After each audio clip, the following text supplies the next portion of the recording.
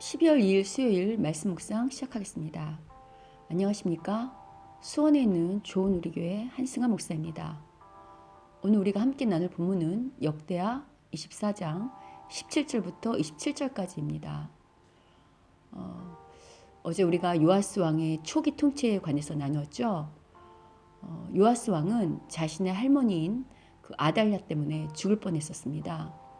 하나님은 요아스의 그 고모와 고모 부인 그 제사장 여호야다를 통해서 요아스를 살리시고 또 왕위에 올리셨죠. 어제 살펴본 대로 요아스 초기에는요, 성전 수리를 하며 요아스가 아주 신앙에 또 성전 개혁에 또 종교 교육에 박차를 가했었습니다. 그래서 통치 초기에는 요아스는 하나님 보시기에 정직히 행하였다는 평가를 받았었죠. 그런데 요아스가 하나님 보시기에 정직히 행했던 것은 제사장 여호야다가 살아있던 시기에만 국한됩니다.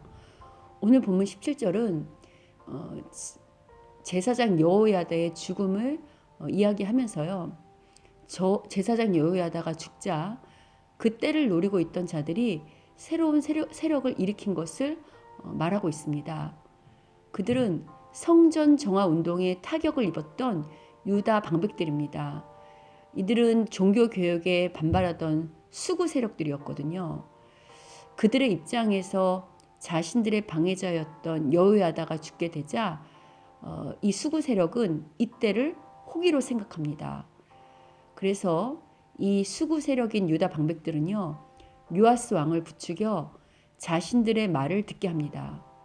그런데 초기에는 하나님께 신실했던 이 요아스가 이들의 말을 듣고 이들의 말을 따르며 변질되기 시작합니다.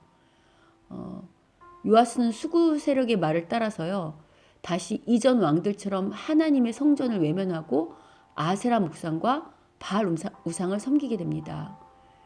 이때 하나님의 영이 누구에게 임하냐면요, 바로 그 죽은 신실했던 제사장 여호야다의 아들인 스가랴를 감동시킵니다. 그러니까 스가랴에게 하나님의 영이 임하죠.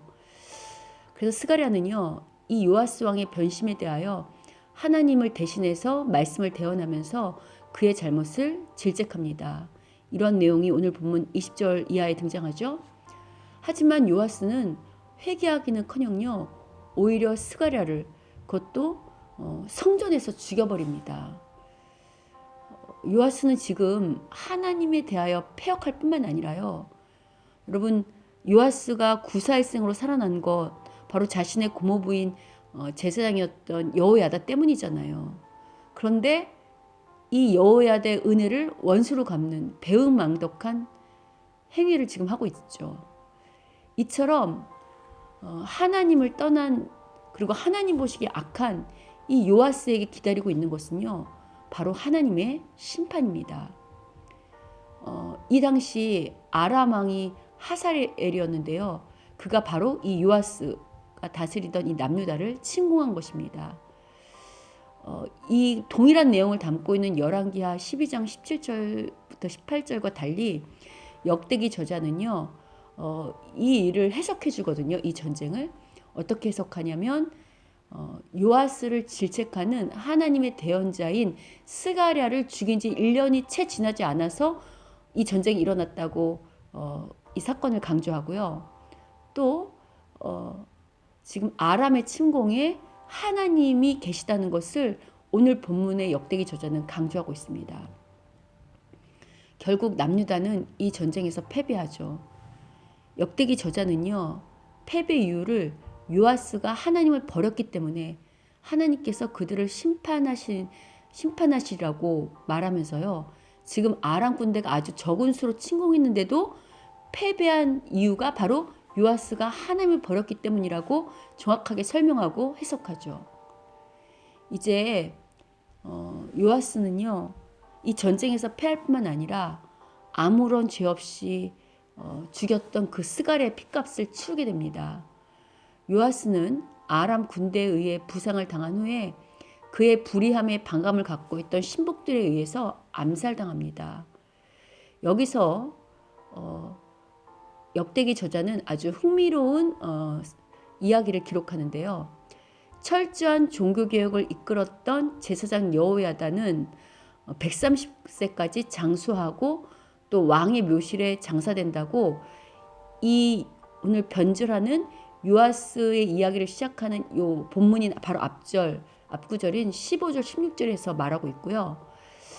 이 변절한 요아스의 신앙을 기록하고 있는 이 오늘 본문의 마지막에는 신실했던 여호야다와 대조적으로 요아스는 자신의 수명을 제대로 누리지 못한 채 암살당하고 또 왕의 묘실에도 못 들어가는 수치를 당하는 것으로 결론짓고 있습니다. 이런 비교 역시 역대기 저자의 의도가 담겨 있죠. 역대기 저자가 이처럼 여호야다와 요아스를 시작과 끝에 극명하게 비교하며 서술하는 이유는요. 바로 무너진 신앙 공동체를 세우려고 한 사람에겐 하나님의 은혜가 따르지만 신앙 공동체를 와해시키는 사람에겐 하나님의 진노와 심판이 있음을 경고하기 위함입니다. 여러분 성경을 보면요. 한때 하나님께 신실한 신앙을 지켰지만 중간에 혹은 나중에 변절하고 타락하는 많은 인물들이 등장합니다.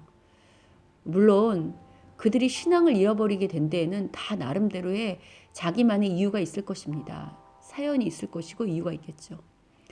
이는 오늘도 동일합니다. 우리 주위에는 한때 하나님을 신실하게 잘 섬겼지만 자기들만의 이유로 타락하는 사람들을 많이 보게 됩니다.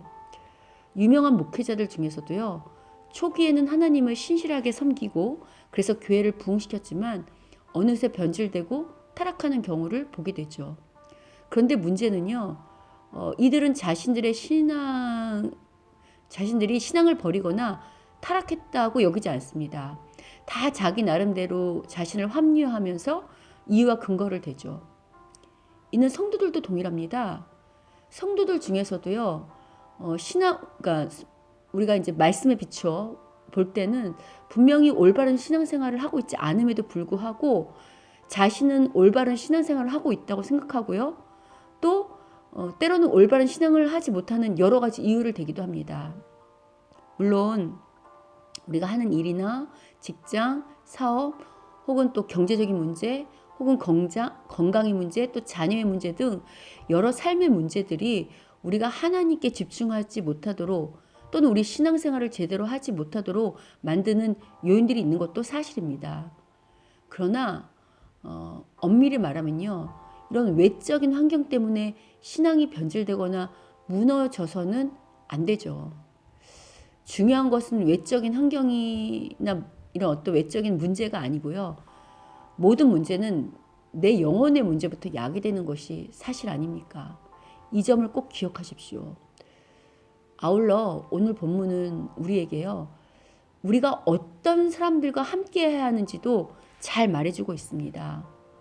오늘 본문의 요아스 왕은 타락하기 이전에는 곁에 신실한 제사장이었던 여호야다가 있었잖아요. 그런데 여호야다가 죽자 요아스 왕이 타락하기 시작하잖아요. 이는 우리가 어떤 믿음의 사람들과 가까이 해야 하는지를 잘 말해줍니다. 오늘 종교개혁의 반감을 가지고 있던 그 수구 세력들이 요아스를 타락길로 이끌었던 것처럼요. 하나님의 이 수구 세력들도 역시 하나님을 믿는 사람들이었으며 아마 제사도 지냈을 것입니다. 이는 무조건 교회를 다니는 것이 중요한 것이 아니라는 것을 잘 말해주죠. 하나님을 믿는다고 하면서도 자기의 어떤 기득권 혹은 자기의 어떤 이익 혹은 자기의 지혜를 의지하면서 이해타산적인 그런 사고로 신앙생활을 하는 성도들이 대다수인 교회는요. 어찌 보면 교회라고 할 수 없습니다. 어떻습니까? 내가 속한 교회는 어떤 모습입니까? 신실한 제사장이었던 여호야다 같은 그런 목회자 혹은 그런 믿음의 사람들이 다수인 교회입니까? 아니면 자신들의 욕심과 기득권과 이해타산을 이루기 위한 그런 사람들로 가득 찬 종교 집단입니까? 나는 어려운 문제를 겪고 있을 때 신앙으로 조언을 구하며 함께 그 신앙으로 헤쳐나갈 신실한 믿음의 사람들이 주변에 있습니까? 내가 속한 교회는 그러한 공동체입니까? 아울러 예수님을 믿은 우리들은, 나 자신은 신실했던 여호야다처럼요, 교회에 속한 공동체뿐만 아니라 내 주위 사람들에게 신앙으로 그들의 삶을 인도할 만한 좋은 믿음을 갖고 있습니까? 여러분, 하나님께서 사람을 창조하실 때요, 육적으로만 성장하고 성숙하게 만드시지 않았습니다. 올바른 신앙이라면요, 육체가 자라는 것처럼요, 반드시 영혼도 자라도록, 영혼도 성숙하고 성장하도록 창조되었죠. 세상 사람들은요, 외적인 환경의 성공만이 복이라고 생각하지만요, 하나님의 백성들에게 복은요, 이 영적인 성장과 성숙이 있는 것까지 포함하는 것이 진정한 복입니다. 따라서 저는 이 말씀을 듣는 모든 분들이 꼭 이 복을 받기를 기도합니다. 먼저 내가 속한 교회가 내 영혼이 더 신실하게 성장하고 성숙할 수 있도록 그렇게 이끄는 교회가 되도록 기도해야 되고요. 혹 아직 그런 교회를 만나시지 못했다면 꼭 그런 교회를 만나도록 기도하셔야 합니다. 아울러 신실한 믿음의 목회자, 또 믿음의 사람들과의 그 만남과 친밀한 교제를 위해서 기도하셔야 합니다. 그리고 내 주위에 그런 믿음의 사람들만 있는 것을 놓고 기도할 뿐만 아니라 나 자신이 성장하고 성숙해서, 내 믿음이 성장하고 성숙해서요, 정말 오늘 그 신실한 여호야다처럼 신실한 사람이 되도록 기도해야 합니다. 그럴 때 나뿐만 아니라 내가 속한 우리 가정, 또 나의 직장, 그리고 우리 믿음의 공동체로 인해서요, 우리가 함께 성장하고 함께 성숙하며 하나님의 뜻을 이뤄가는 멋진 인생을 맛보게 될 것입니다. 꼭 이 복을 받게 되기를 주님의 이름으로 축원합니다.